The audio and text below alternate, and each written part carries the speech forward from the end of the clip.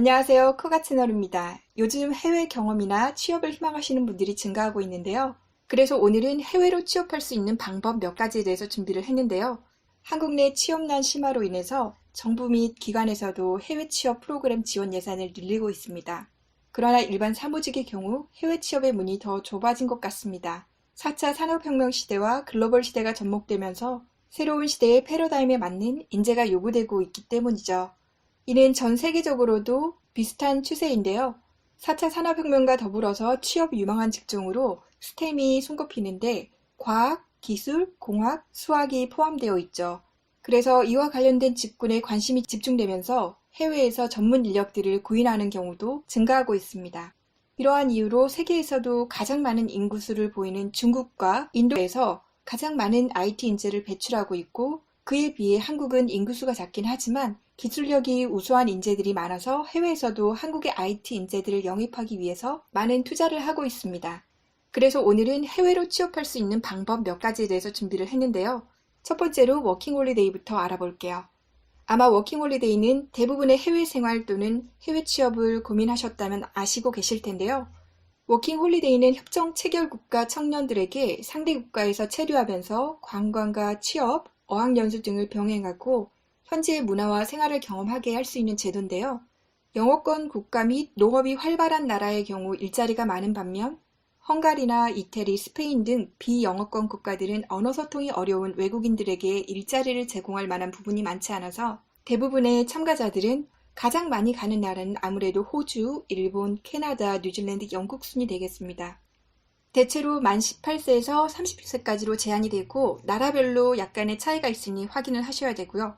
특히 영국의 경우에는 토익 600점 이상자만 신청이 가능하고요. 각 나라별로 신청 기간과 모집 인원, 어학연수 기간이나 취업 제한 기간이 다르기 때문에 사전에 확인하시는 것이 필요합니다. 자세한 내용은 아래 사이트를 올려드릴 테니까 참고하시고요. 두 번째는 해외 취업 연수로 가장 많이 활용되고 있는 K-무브스쿨인데요. 해외 진출을 희망하는 청년들을 대상으로 맞춤형 교육 과정을 제공을 하고 해외 취업을 연계하는 프로그램으로 쉽게 설명하면 구직자가 내야 할 취업 알선 수수료 등을 정부에서 대신 내어주는 유용한 프로그램입니다. 기업이 요구하는 어학이나 직무 능력, 생활 문화 교육 등 맞춤형 연수 과정을 수료하시고 취업까지 원스톱으로 지원을 받을 수 있게 되는데요. 취업처 및 운영 프로그램에 따라서 구직자 본인 부담금이 있는데요. 개인 부담금의 경우에는 정부 지원금의 20%를 초과할 수 없도록 되어 있습니다. K-무브스쿨을 통해서 해외로 취업하는 경우 미국, 일본, 베트남, 멕시코나 싱가포르, 호주, 중국, 필리핀 등 다양한 나라를 통해 취업을 목표로 한 연수가 진행이 되는데요. 연수는 한국에서만 이루어지는 경우도 있고 한국 플러스 외국으로 이루어지는 경우도 있기 때문에 프로그램을 먼저 확인을 하시면 좋겠습니다.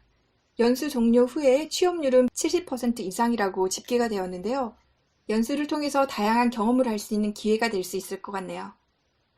이 프로그램을 참가하기 위한 자격 요건은 만 34세 이하로 해외 취업의 결격 사유가 없는 사람으로 구인업체가 요구한 채용 조건에 부합하시면 됩니다.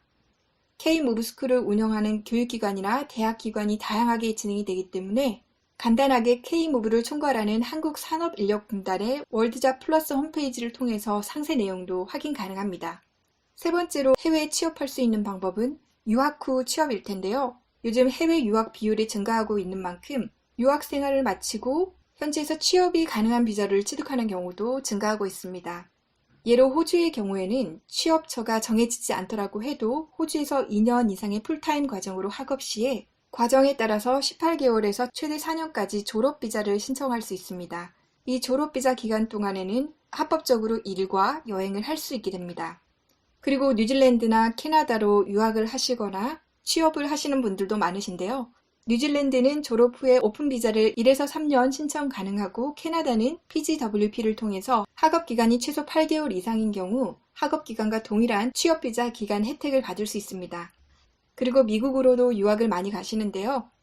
졸업 후에 현장 실습을 할 수 있는 OPT 비자나 학기 중에 한 과목을 직장에서 체험할 수 있는 CPT 등의 프로그램을 통해서 미국에서의 업무 경험은 할 수 있지만 회사에서 스폰을 받아야 취업이 가능한 H1B의 경우에 1년에 한 번 4월에 진행이 된다는 기간적인 제한, 그리고 추첨식으로 진행이 되기 때문에 취업에 대한 불안정성이 있긴 합니다.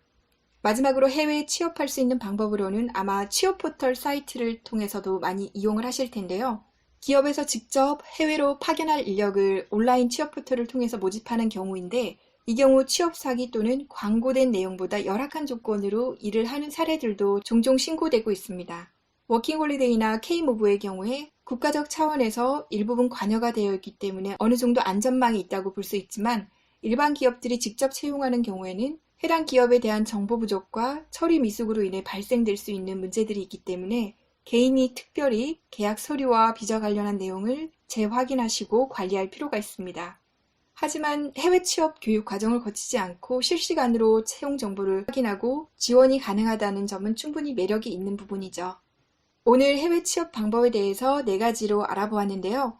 한국을 벗어난 환경에서 일과 경험을 해보고 싶다면 앞서 얘기한 루트들을 활용하셔도 좋을 것 같습니다. 오늘도 여러분의 커리어가 성장하는 시간이 되었길 바라고요. 그럼 저는 다음 영상에서 다시 만날게요. 커가 채널이었습니다.